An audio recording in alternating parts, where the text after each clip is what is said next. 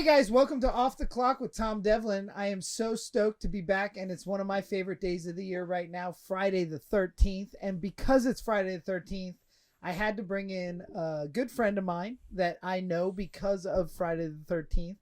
This is my friend Jason Lilly. Hey, everyone. And I call him Jason Voorhees Las Vegas because that's how I was introduced to him. We met in a pretty weird circumstance. Big horror fan, right? Right. And I was doing a convention in Atlanta, I believe, and flying back on the airplane, kind of crossed paths on the airplane, maybe getting on or getting off, and I said one of us had a lanyard on or a T-shirt or something. Yeah, so I was actually sitting right in front of you, and I actually saw you sit down behind me. And I didn't think too much of it at the time. And as I was getting up, of course, everyone's standing up waiting to leave, and there's it's a roadblock getting out. And I just mentioned like, "Hey, were you at the horror convention in Atlanta?" You're like, "Yeah, I was a vendor there." And I'm like, "Oh, super cool, yeah." And we started talking about horror, and then you just happened to mention, "Hey, have you ever been out to the Monster Museum in Boulder City?" I'm like, "Yeah, I was out there once a couple of years ago."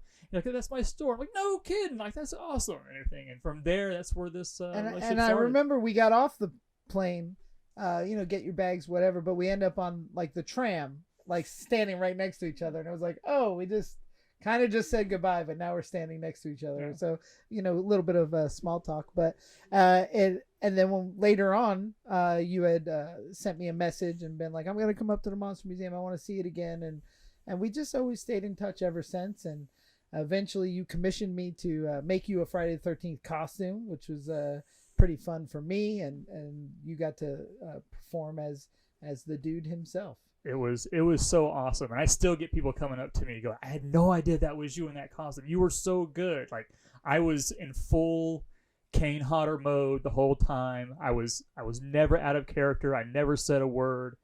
My head movements were sharp. The way I turned my body was sharp. I was. It was a blast. I wish I could be Jason Voorhees every day. That's awesome. And would you consider Friday the 13th your favorite film series, or is there something that tops it? No. Friday the 13th by far. I mean, I love horror movies. I love all genres of movies, but Friday the 13th touched me when I was 11 years old. Ooh. And the reason being, my real name is Jason, but I always tell people like, "Hey, can you I never had a Jason role model as a child. Like there was never a Jason president. A Jason never won the Cy Young. There was never a Jason MVP in the NFL. We never had a Jason astronaut. Like all these things. Like I didn't have any Jason figures to look up to. I'd have 3 Jasons in my homeroom, but no famous Jason as a kid. And I still tell people today, like, name me 5 famous Jasons real quick. Go. Jason Voorhees, Jason Bateman, Jason David Frank, Jason. Yeah. It's hard. It's tough. And even today, there's not. I mean, I've but played such this, a common name. and I've played this game enough that I can name you probably 10 real quick. But there aren't that many famous Jasons even to this day. And so as a little kid, I was really big into Greek mythology because of Jason and the Argonauts. Oh, I love it. Yeah. And then at 11 years old, my mom had gotten remarried. We moved to this new town. And like my first day there were some kids riding their bikes. And I'm like, Mom, I'm going to make some friends. So I get on my bike and I run over there and I meet Joe Andrews, who was the coolest guy I'd ever met in my life. He had the 80s hair, the BMX bike, and he had the spike leather bracelet on. I mean, he was Rudy from the Monster Squad. Yeah, he was just the coolest guy I'd ever seen in my life. And he goes, "Who are you? What's your name?" And I was like, "I'm Jason." He's like, "Jason? You mean like that killer in that movie?" I'm like, "What?"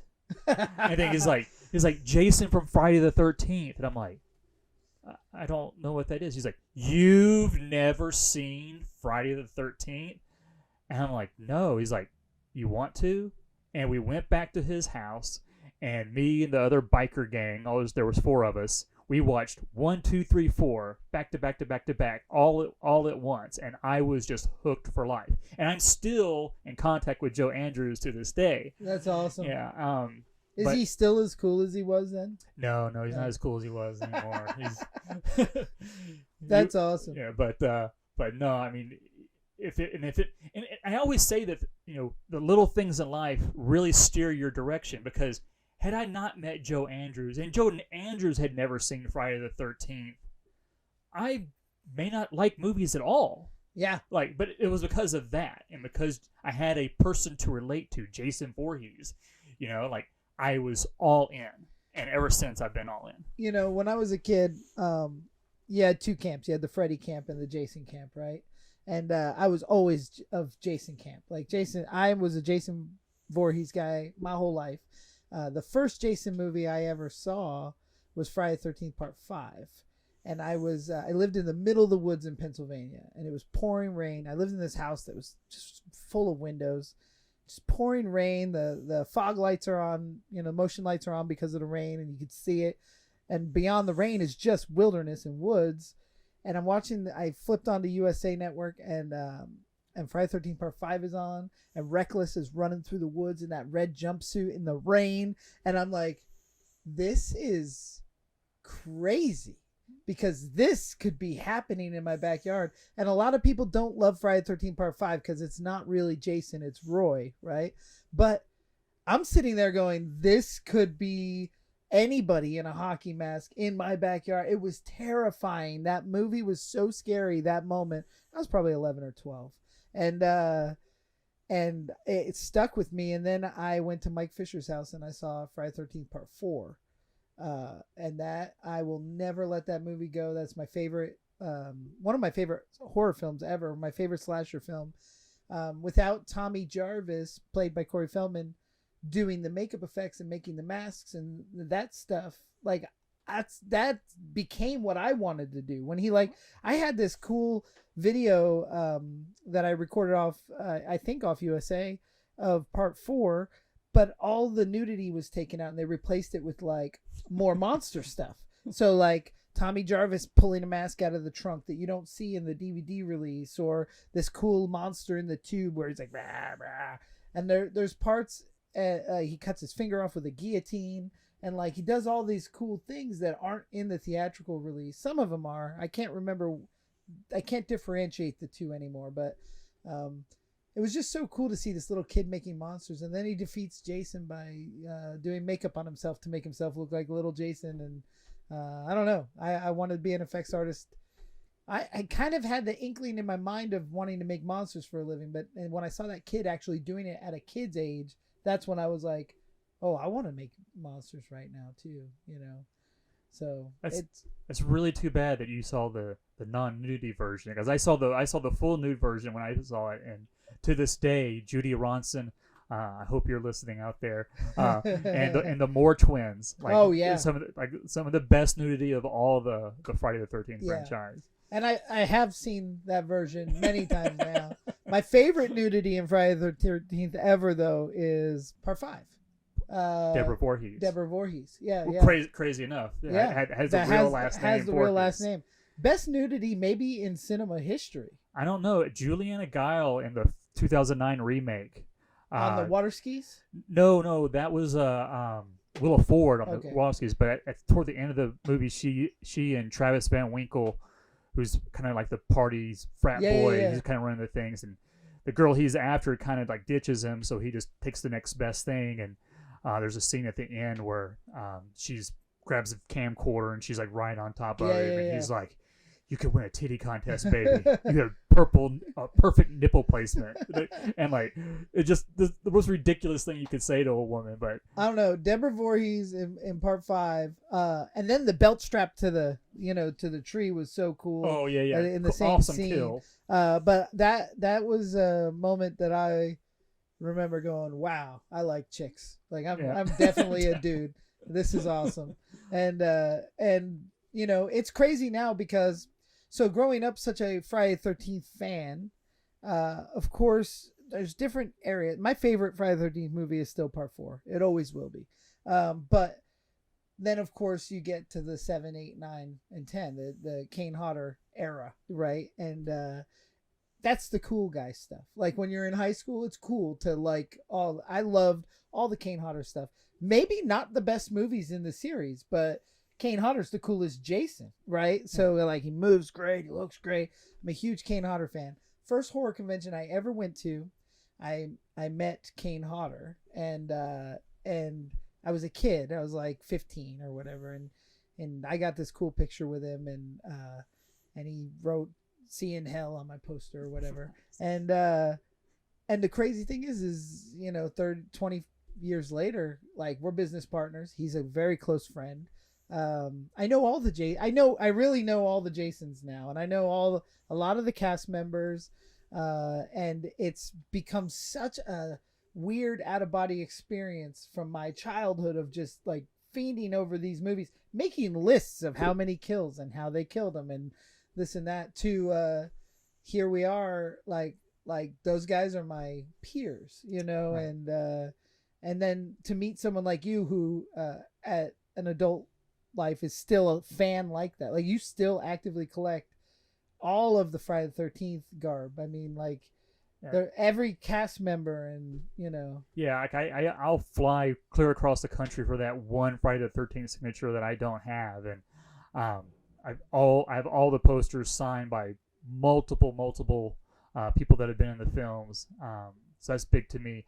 I've really gotten into the Friday the 13th fan films that come out, though, because I crave content, and Yeah. the ownership rights have just been in flux for so way too long, and Friday the 13th just make me a movie, Yeah. and some of these fan films are really really awesome. And Was there ever a time that you fell off of the, like, you were in the military, you did other things. Was there ever a time that you were like, that's from my childhood? Or did you just keep staying with Friday the 13th all the way through? no, it's never left me. Yeah. Never left me. 40 years now, and it's never left me. And you've seen, how many have you seen in the theater? So 7 was the first one I saw in the theater, and I've seen every one since then. And I know they've done some re-releases of the earlier ones, but I've never went and saw any of the re-releases. Right. But there's not a Friday the 13th movie I haven't seen at least 20 times. Yeah. I mean, I'm at the point where I can just quote all the dialogue with all the artists. I know what's coming, and I'm still excited for it every single time. What would you say your favorite Friday the 13th movie is? So, as you said, 4, like 3 and 4 for me, like I can't choose, but 3 and 4, because I feel like that's the real Jason. That's real That's Jason. hockey mask Jason. Yeah. So the third one, we get introduced to the hockey mask. And Brooker was such a strong Jason. He was just trying to, and he was a big action star before that. He was in a bunch of barbarian movies and stuff, and it was so cool that he played that character. But part 3 obviously introduced Jason, and then Ted White in part 4.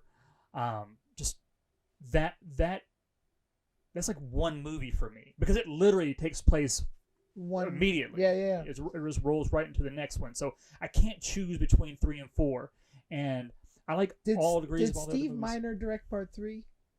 Do you know who directed part 3? I don't know. I think Steve Miner directed part 3. He's an incredible director. Also did Halloween H2O. Incredible director. But Joe Zito did part 4, and man, like, me and Joe Zito, I think, share, like, there's something about that blood, boobs, and beast that he excels at that I crave for when I'm directing a film. Like, I was so influenced by part 4.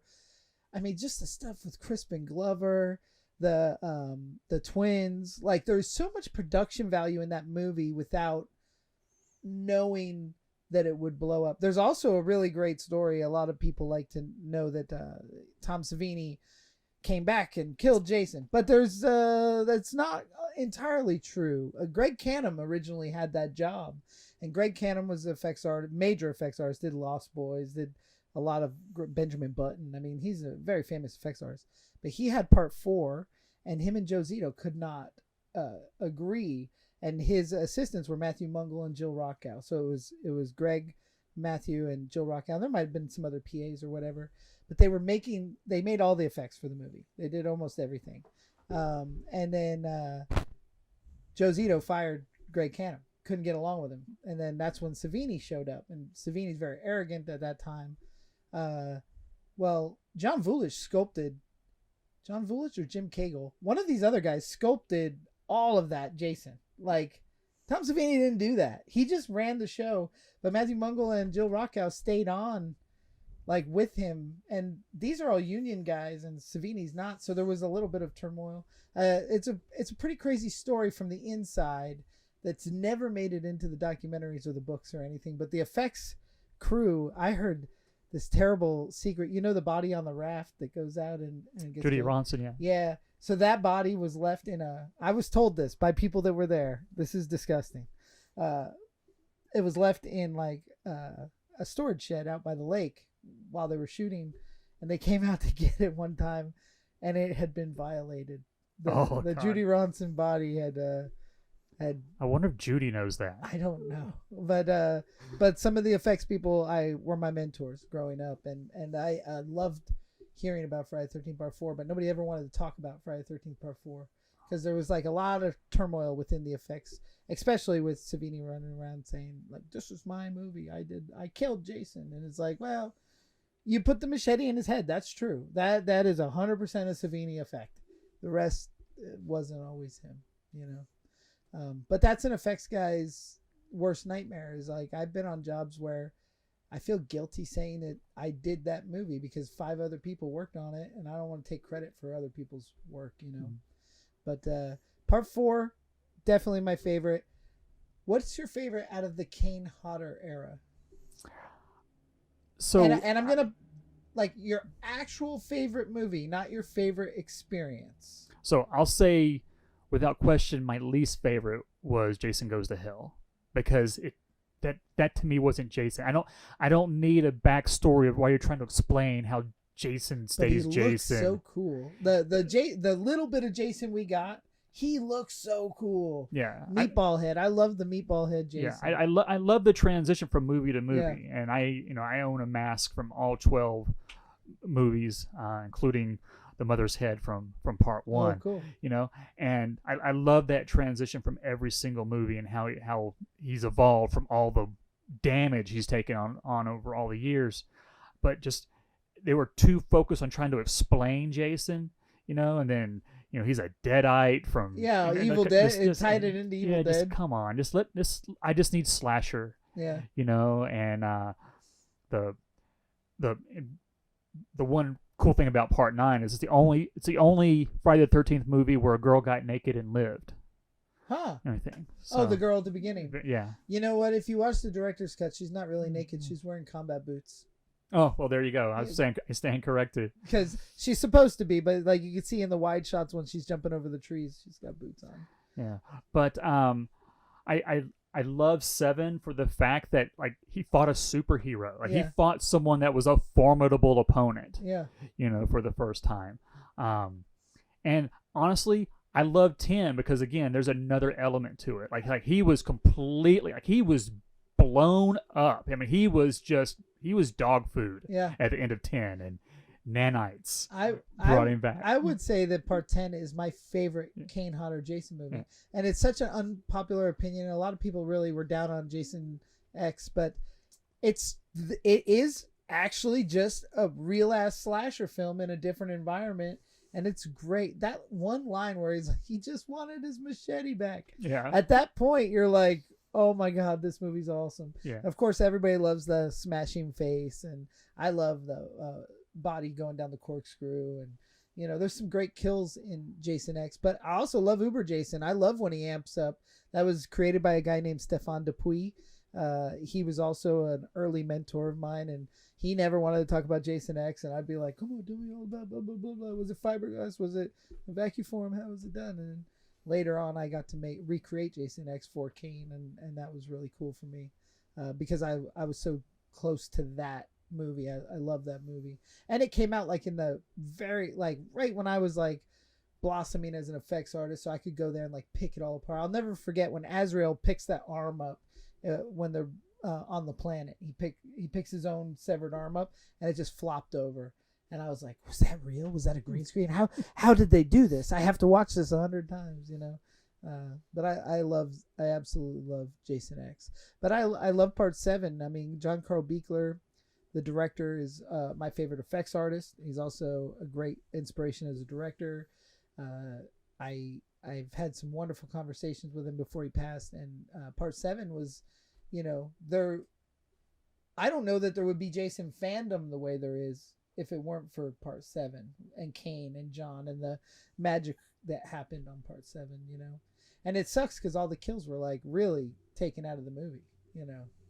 Because they had to constantly tone it down over and over and over again. Yeah. Or not EPA. MPAA. MPAA. But it's crazy. It's crazy. My favorite kill of any Friday the 13th movie, though, is from Part 2. It's got to be Part 2. What, the wheelchair kill? No, oh my God, it is the best. It is like, I will say, when I was a kid, it actually scared the pants off me, the wheelchair kill, because I was like, they can't do that to a handicapped person. Exactly. But and no one has dared done it since. I love Jason Goes to Hell, the tent spike, the spike through the tent and outer shoulder, and her body splits open. I reused that exact effect in a movie called The Grim Reaper years ago, but I love that kill, and I don't know. The wheelchair kill's pretty good. That's easily my favorite. Yeah, because just so unexpected, like, and just so graphic, just watching him bounce, because that kill lasts forever. Yeah, I mean, he's clearly already dead, but bouncing down the stairs backward. Duh, duh, duh, duh, duh, duh. And how did that chair not fall over? I don't know. That was just pure luck, because it definitely should have flipped a few times. I love Part 2 too. I love Part 2. You know what? It's hard pressed to find a Jason movie I don't like. I don't know. I mean, I love them all, but I do have, like I said, I have favorites and I have least favorites. Part 9 would be my least favorite to watch. Yeah. But on a clip reel, I love it because I love the way he looks. Kane B did the effects. Kane says that was the most uncomfortable Jason makeup he ever wore. I love Part 6. CJ Graham, I thought, was an incredible Jason. He certainly was. And I love Alice Cooper's soundtrack to the whole movie. And I love... it's just the rock and roll, you know. Also, the one Jason movie with no nudity. The only one. Yeah. And Part 8, the only Jason movie where he never uses a machete.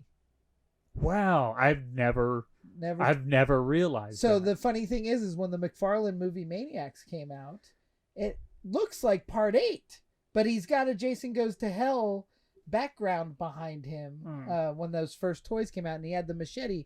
And I was like, it looks like Part 8, but he never used a machete. Nope, just a guitar and a boombox or whatever. I rarely get stumped on something, but bringing up the fact that they never used a machete in 8, that's something I never caught. It's one of the reasons I absolutely love doing the Jason 8 photo ops with Kane when we fly to different states, because I don't have to get a machete through the airlines. So it's always helpful. But that'll flag your bag. It doesn't matter if it's checked. They're going to open your bag if there's a machete in it. So I prefer to do Part 8. Although for a while we were traveling with the boombox, and that always got the bag open too. But so let's think about some more, not trivia, but I just want to know like your likes and dislikes. That's my favorite thing, is to pick somebody's mind about. I mean, this is a series that's been around forever. It has not updated much, but it can still hit. Like you said, the fan films are even doing it for you. If you had a hockey mask killer running around, would you have an issue? Did you have an issue? Let's talk about Freddy versus Jason. Everybody always pinned Freddy versus Jason since way back, like way before the movies. And there was some comics and there was some teasing.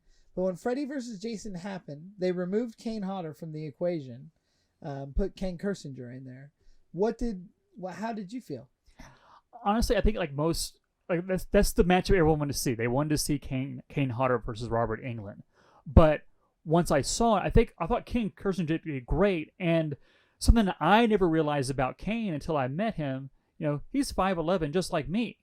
And I get that they wanted a physically intimidating Jason, because Jason, for the most part, is just a ghoul. Yeah. And Freddy is supernatural. Yeah. So he needed to have some sort of big physical presence in order to stand up to that. Yeah. And I think that made the matchup way cooler. So I love the Friday the 13th. The whole genre. I love the Friday the 13th series. I like the Nightmare on Elm Street stuff, but replacing Kane for that movie, I think, was ultimately the right call. Yeah. And I love that movie. I thought that movie did great. I thought Ken Kirsinger did great. I didn't like that he was wearing like an overcoat. I don't know where he got the jacket from, but that's okay. They all changed. They all have their own look, you know.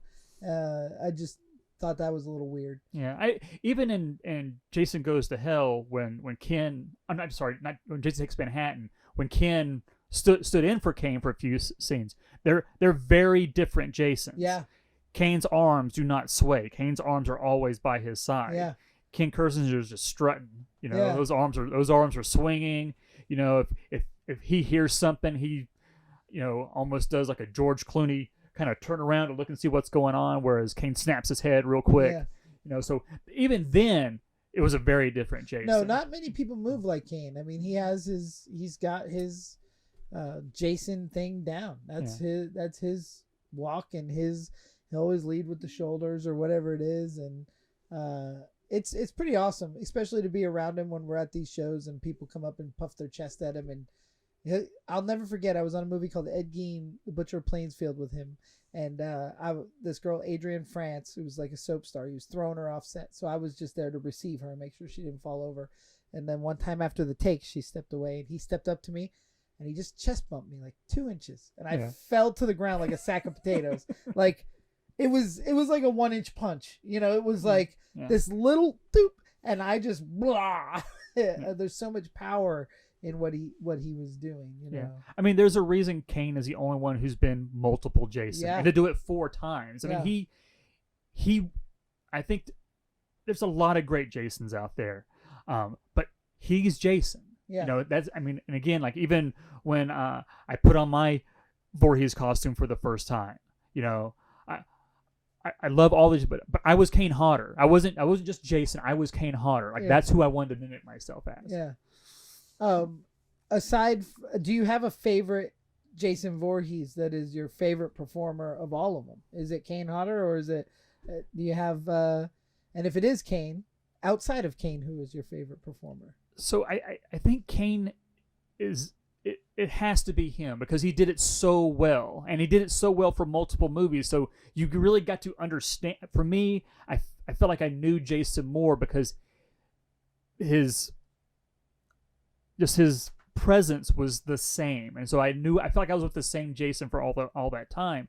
I thought Derek Mears did a hell of a job in the 2009 remake, and a lot of people don't like the 2009 remake either. I love it. But Derek Mears, I mean, just the pure just size of that man, you know, and he took the aspects of so many Jasons, you know, and he wasn't afraid to run at you full speed, you know.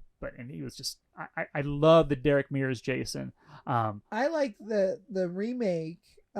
Really picks up, like it's more of like a sequel to Part 4. Like you've got like it almost could have been. I mean, with the guy looking for his sister, and there's a lot of similarities to Part 4 in the remake. So the way I looked at it is, I thought it was 1 through 4 combined, because in Part 3 you've got the brother looking for the sister, you know, and he's literally up there hunting for him, you know, and in Part 3 is also where he finds Hawk, and you know, he starts out, he's wearing the potato sack, you know, and then he finds the mask that he finds in Part 3, and you know, the ending is different, but I mean, you're left at the end of 2009 thinking, okay, he is definitely dead. I mean, he just literally went through a meat grinder. Yeah. You know, and certainly somehow, some way he does come back, because he's still killing people 500 years from now. Of course. It's next. So that gives me hope. Yeah. That, like, there's more, there's got to be more coming. There's always something that's going to put them back together. Yeah. And we will get another sequel. I'm positive of that. Outside of Kane and Derek, who's your least favorite Jason? Oh man, I don't have a least. I mean, the fake Jason in Part 5. You know, I mean, Part 5, aside from itself, and initially I didn't like that movie either, because I was like, there was no real Jason in it. Like that like Freddy is not killing anybody in Elm Street 2. You know, Michael Myers is not killing anyone in Halloween 3. Part 5 was just Jason not killing anybody. So it ruffled my feathers a little bit. But as I've grown older, like I've come to appreciate that movie a whole lot more as well. I love that movie because, like I mentioned before, it could be anywhere. But I've always been afraid. The stuff that scared me was never a Friday the 13th movie. Didn't terrify me because it wasn't real. But Henry, Portrait of a Serial Killer, Silence of the Lambs, these things scared me. Jason 5, I thought was like that. Like, that's a crazy guy. That's scary because I have a hockey mask and somebody could put it on, and it influenced me when I was a kid to make a movie called The Kitchen Slasher, which is a crazy guy that puts a hockey mask on and kills people in the kitchen. But I do love I love Part 5 because it felt so real. And so many people don't like Roy, and I also there's some crazy stuff in that movie because you've got Reggie's cousin or brother, older brother. V.C. Dupree. Yeah. V.C. Dupree. No, V.C. Dupree's from Part 8. Oh, you're right. Yeah. Sorry. Miguel Nunez. Miguel Nunez. Sorry.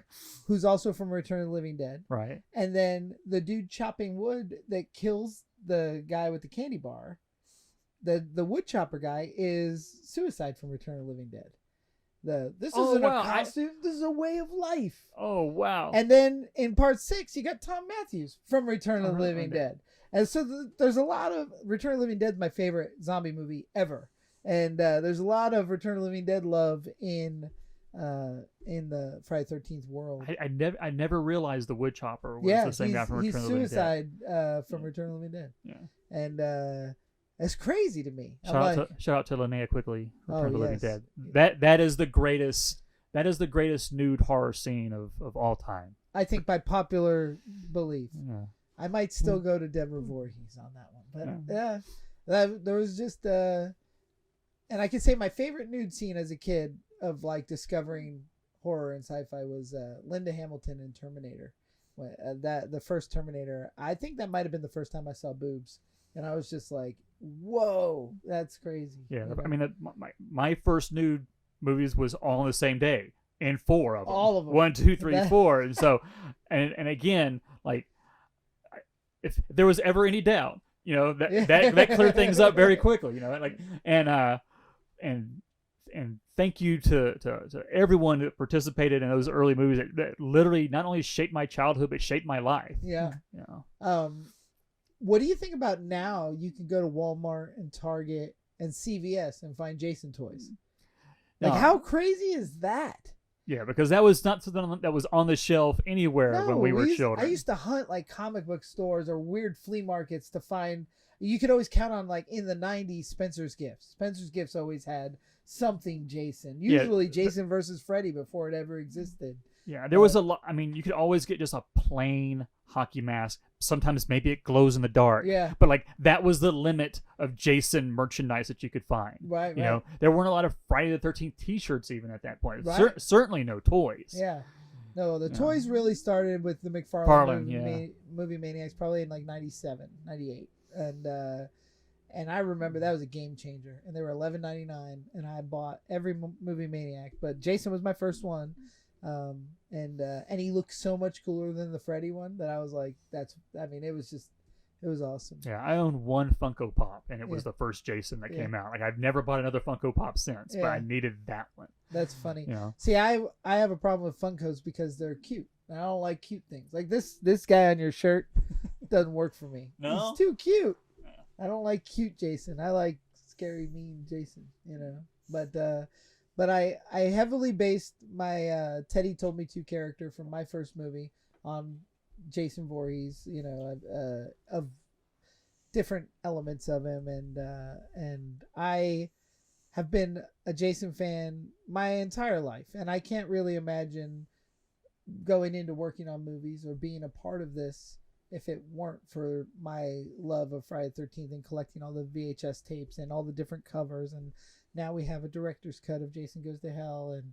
And then when DVD came out and you could watch all the behind the scenes and the Camp Crystal Lake memoirs book and the documentary, His Name Was Jason, like all of that stuff was so important to me. And I always wanted so badly to work on a Friday the 13th movie. The strange thing is today, I don't think I would want to.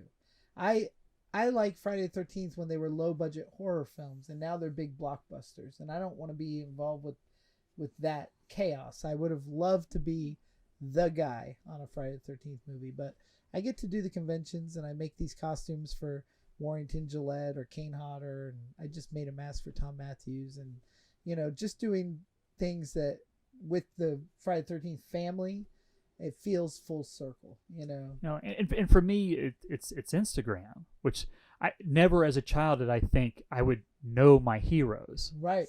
And like I've got approximately 30 different Friday the 13th actors and actresses that follow me back. I will say Lauren Marie Taylor is probably my best Friday the 13th fan. Played Vicky in part 2. We chat regularly, maybe about once a month. We'll talk about whatever. So I'm always excited to see her when she comes around. Kay Penaflor, she played the Asian girl Jason X at the very end in the dream sequence. You want to smoke some pot, want to have some premarital sex. We love, but and then like Julie Michaels, the girl the naked girl that survived in part 9. Yeah. Judy Aronson, I always love seeing. Carrie Moore, one of the more, she was the very first Friday the 13th person that followed me back, but it's nice to communicate with all those people back and forth. It's cool. It's cool that you can. I always say that when I was 14 or 15, when I went to that first convention, I met Kane Hodder and I met Gunnar Hansen and some of the other horror guys. If I could have gone to a comedy convention and met Woody Harrelson and Jim Carrey, my whole life could have gone in a different direction. Exactly. But to meet these people that at that time they weren't all over Instagram, Facebook. We didn't know their personalities. We knew them from the pages of Fangoria and from watching the movies. So to see them in real life, it was like, that's the guy from inside the TV, and they were so welcoming. And it's cool that this like cult of slasher cast members have really continued to cultivate their careers through the conventions, because they get to meet people like you, they get to and myself. I mean, I still get geeked out when I see somebody. When I met Ted White, it was at Spooky Empire in Orlando, and I talked to him for like an hour and a half, because Wow. I mean, he's my favorite Jason Voorhees. Ted White to me is everything you want, like the dark green gray shirt, just the slacks and the mask, the way it fit. I don't know. There's something so perfect about Ted White's proportions, Brooker has it too, but Brooker looks like a football player a little bit, where Ted White looked like he was out in the woods. Like a mountain man. Yeah, he looked like a mountain man. And which he was. He was on those John Wayne movies. Yeah. He was definitely a cowboy. He was so soft-spoken and had so much to say. And it's just so interesting to hear that like he really didn't appreciate that character or that role for years and years and years, because he just didn't know. He didn't know that people cared, thought it was a cheesy horror film or whatever. And that's the sad thing. Like I would love to meet Kevin Bacon and Crispin Glover. And Kevin Bacon's come around. Like Kevin Bacon, like every once in a while on Instagram, he'll make a reference to him being in a Friday the 13th movie. Like Crispin Glover doesn't think it ever existed, and and for that matter, Crispin Glover doesn't really acknowledge Back to the Future either. Yeah, he just has a weird. I think Crispin Glover is one of those people that's so artistic that his brain is strange. Yeah, but both like obviously huge market success after their roles in the Friday the 13th movies. And again, I would love to have that opportunity to speak with them too at some point. Yeah, and when you meet somebody at one of the tables or whatever, do you feel comfortable just jumping into a conversation, or do you just get your autograph and then kind of add them later and try to cultivate the conversation later? It depends on the line, because I want to be respectful of all the other Friday the 13th fans, and so like I'll go to a line, I'll see somebody and they'll have a long line. I'm like, I'll come back later because I want to have that time. I want to have that interaction. And I had that just a few weeks ago in San Francisco with second to final girl in the remake 2009, the brown hair. I don't know her name. Oh, Danielle Panabaker. Oh my God, I'm so sorry. That a total fly. But yeah, I just met her a few weeks ago. She was the last major cast member that I needed for my 2009 poster. So I literally made a trip to San Francisco to get that signed. And again, came back a couple of times, wait for her line to die down, and when it finally was, I went up there, and even she says like, if I had known how cheesy this was going to be when I signed up for it. And I'm like, no, you don't understand. Like horror fans are very passionate. Friday the 13th fans even more so. Yeah. And if real fans love all these movies, so like this had a direct impact on me and on my life. And just know that your efforts in the film were greatly appreciated, and that you'll always be remembered for that role. Yeah. As I sit here and say that, and I don't remember her name, Ah. but no, and she was so super sweet, and was literally willing to talk to me for as long as I wanted, and I don't have to get super creepy and just stand around and ask a million questions, but so kind, so sweet, and we took her little picture afterwards, and and it's nice to know afterwards, I posted about it, she came in and she liked my little post. That's good. And even just that little interaction makes me feel good as a fan. And that's what, being on the other side of the table now, because I grew up with a fanboy going to the conventions, and now I go to the conventions as a job. I always try to remember that every person there has thought about going to that show all week. Like, that's their release, that's their time, and I want to give everybody the moment that they deserve. And then if I can make somebody's day, I can't tell you how many times I have somebody coming over to me and they're like, "Oh my God, that's Kane Hodder right there. Like, that's Jason." And I'm like, "Yeah, you want to meet him?" And he's got a big line. I'm like, "Hey, Kane, this guy says you're ugly." And then he'll start a big interaction with him, and it gives that person that moment, and it's that's backfired on me. I did that. I embarrassed a girl one time, not knowing that like some people are actually afraid to talk to celebrities, and she was like, "Oh, goo about it. Hey, Kane, something like that. This girl thinks you're ugly, or she thinks you're cute, or whatever I said." And then he, gave her a hard time, which he does. And then that's usually the like payoff. Well, she was really upset, and that's a bummer, because I was like, I was just trying to make your life, Yeah. But it happens, and it's cool. Like CJ Graham, Jason from Part 6, one of my close friends, and I love him. I think there might not be a more humble and inspiring human out there that has played this, vicious killer, but he is so. First of all, he's huge. Like, he wouldn't fit in this room. He is actually, like, I don't know how tall he is, but he's huge.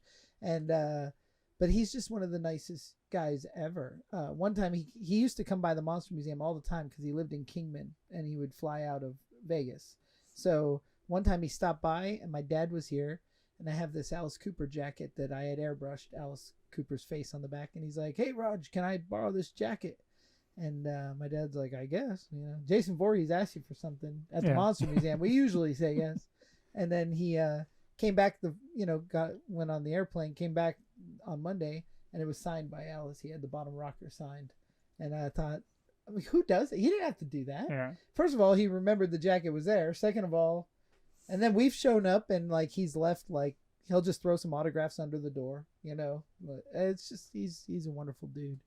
I love CJ and his wife Ruby, and Warrington has been really great. I never got to meet Steve Dash, but he passed before I got around all these guys. But Ken Kersinger, met him, and he was wonderful. I don't know that there's a living Jason that I haven't met. Derek Mears is always awesome. I mean, he's more than Jason. He's an iconic creature performer. He's Swamp Thing. I mean, he's a predator. He's a Battle Angel Alita. Like that. He that is role that he played there. Creature performer, and he is one of the best. Pluto, not Pluto. That was Michael Bailey Smith. He was in Hills of Ice 2. Derek Mears as a lizard or something like that. I don't know, but yeah.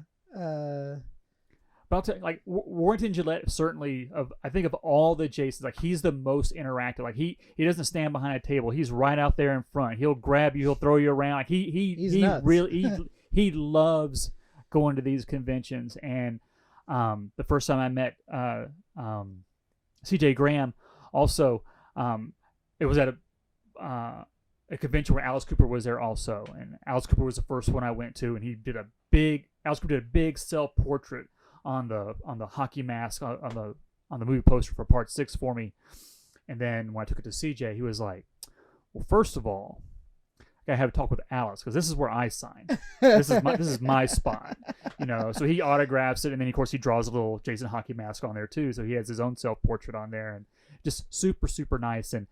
And again, back to fan films. If no one has seen Friday the 13th Vengeance and Vengeance Part 2, it's great. CJ and his wife Ruby is in Part 2 as well, and shout out to Diana Prince who was in both 1 and 2.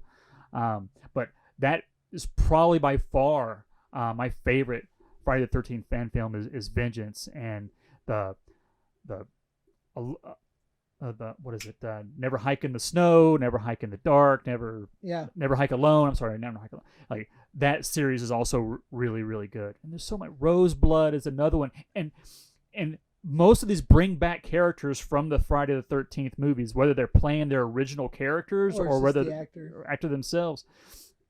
Tom Matthews, came back for that the Never Hike Alone series, as well. And if you've never seen Roseblood, there's a great payoff at the end, and it features Laura Park Lincoln and from Friday the 13th Part 7. So she's back, doing her role again as the girl with the psychic powers and whatnot.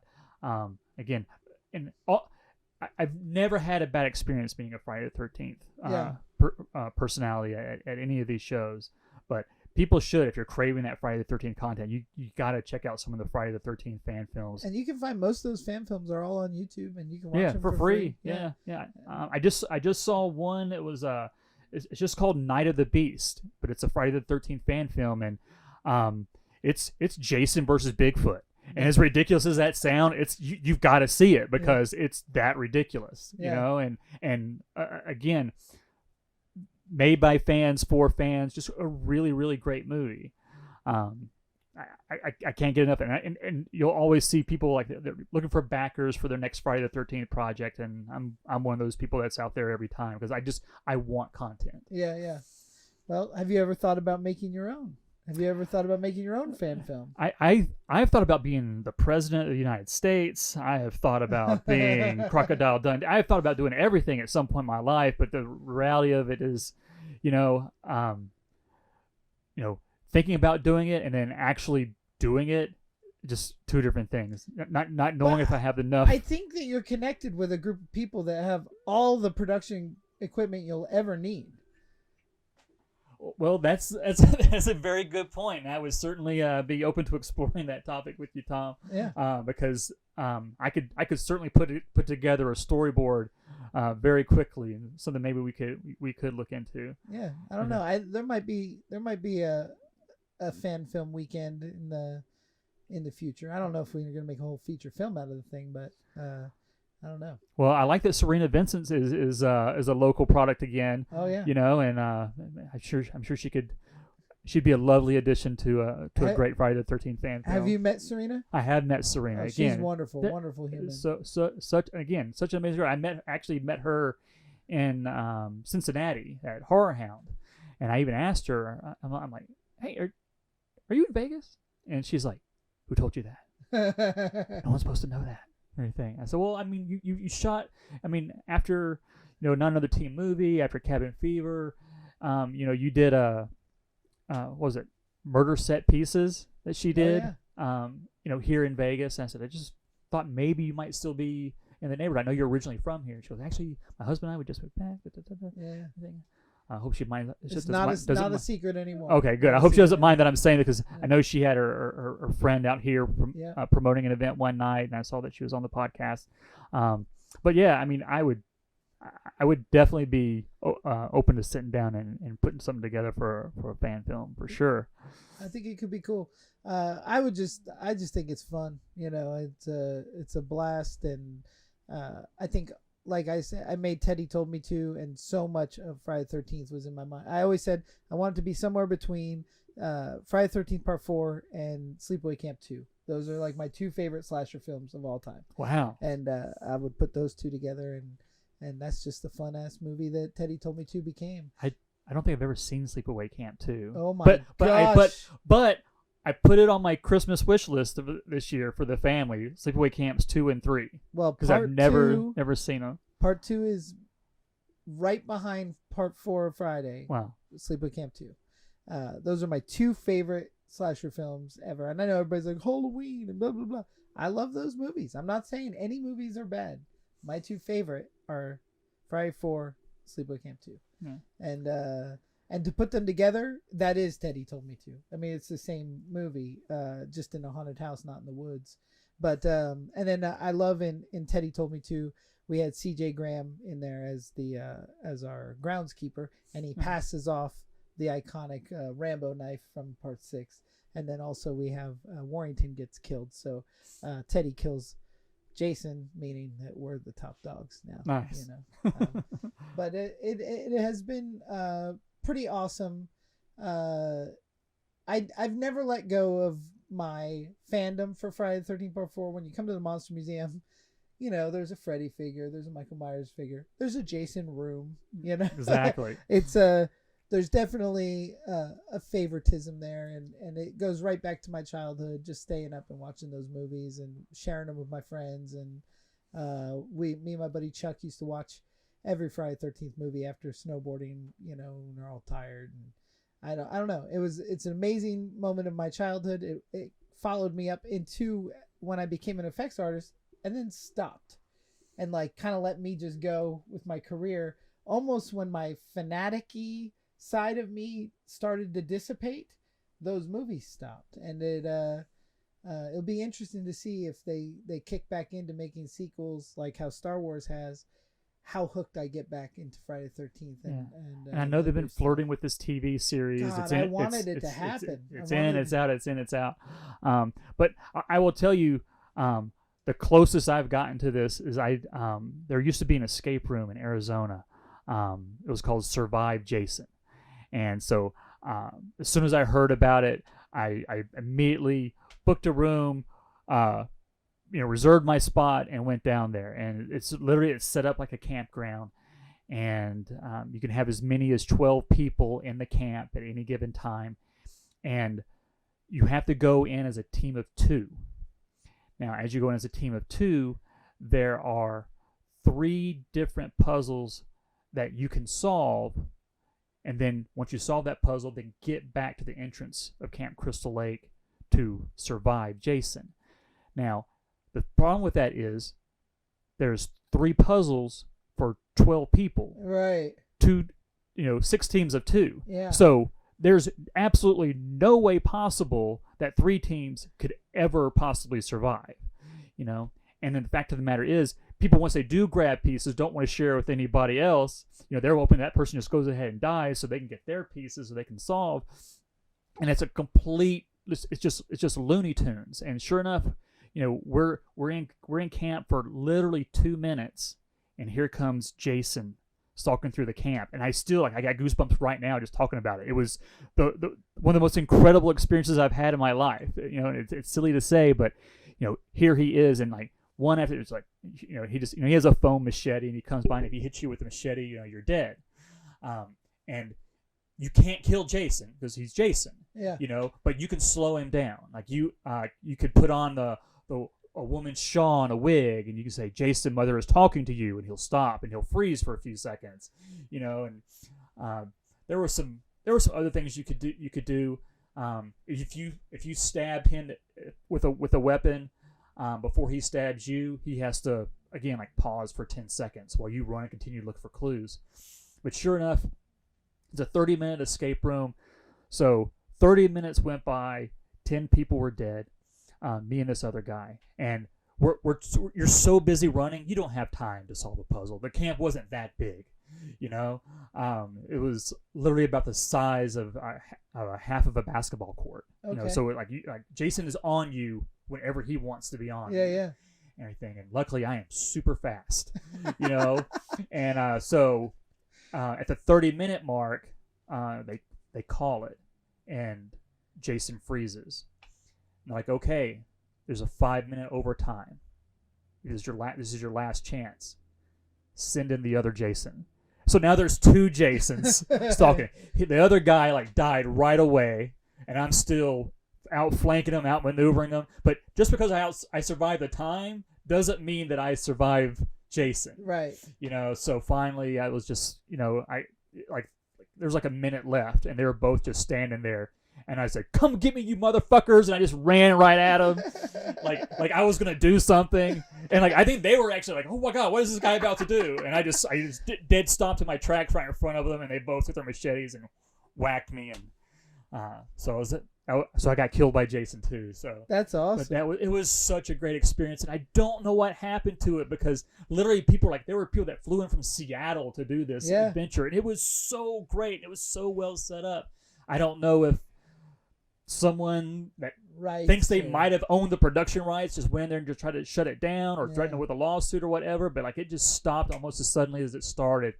And I'm so glad I had that experience, because I probably never will get a chance to be in a Friday the 13th movie, although I am backing one now that's Castle versus Voorhees, the Punisher versus Jason Voorhees. That's awesome. It's they're doing that fan film in Houston, and I'm going to be in Houston this weekend. I've talked to the guys already. But we'll see if anything ever comes of that. I don't know, but shout out to Castle versus Voorhees for what they're doing right now too. Because Punisher was my favorite comic book character as well. So to put those two in a movie, like I'm super excited for how that project's going to end up too. Well, that's awesome, and it is awesome to see the fanfare living strong. They're making content. They're getting supported by people like yourself, and. Yeah, I just think to everybody out there that loves Jason Voorhees, that loves Friday the 13th, I just wanted to wish from myself, the Monster Museum, Plan 10 Pictures as a whole, happy Friday the 13th, guys. Thank you, Jason, for joining us. Jason Voorhees Vegas, everybody. And if you want to follow him on Instagram, Jason Voorhees Vegas. He always posts when it's a celebrity's birthday. Yeah, right. A lot of horror movie anniversaries, a lot of my convention stuff. But every time there's a Friday the 13th character when it's their birthday, I do a special post for them as well. Yeah. Well, I appreciate you coming by. Thanks, Tom. I'm so happy to do this. Awesome. Appreciate it. And for those of you guys that have any questions or comments, throw them in the comments section. I will never ask you to like and subscribe, but if you wanted to, go for it. Thanks, Off Tom. the clock.